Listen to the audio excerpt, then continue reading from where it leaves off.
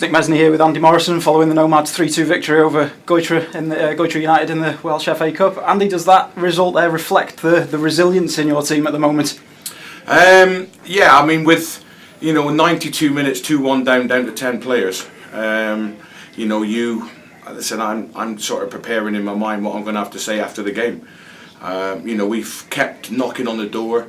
We've kept asking questions of them. They've just sat in with 2 banks, which they would do that late on the game in a cup game. But yet again, we've found a way to win the game when we were very poor. The 2 goals they scored, they don't go in if John Danby's not injured, hurt his knee. But he's kept going. Yeah, listen, I've been connected with Man City. I've seen that happen twice. 2 goals in 92nd, 94th minute twice in my life. It's happened 3 times now, and I wouldn't want that too often to happen again. Les Davies today, hat-trick, captain for the day. Fantastic performance by Les. Yeah, I mean, Les gets credit for the goals, and again give us a kind of a platform to play from. But there's 6 or 7 lads who weren't quite at it today, and whether that's fatigue, whether that's we've battled so hard this season to keep our noses in front and to keep out where we are, and there's a little lack of energy at the moment in the team, and we'll rest up this week, and we play the following Tuesday, which again is great for us against Druids. It gives us that extra 2 or 3 days, because they need a rest. They look tired, and listen, I can only praise them for finding a way to win the game, because for long periods of the game it didn't look like we were going to get back in it. A few of the results on the elsewhere today, such as Airbus getting knocked out as well as Llandudno, a few surprises. Good for us not to be on the end of one of those surprises at the end of the day as well there. Yeah, we've had some fantastic highs in the last year, and losing the game today would have been a real low.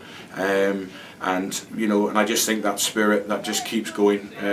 Never say die, and that's been that's been reflective of the team for me in the last year.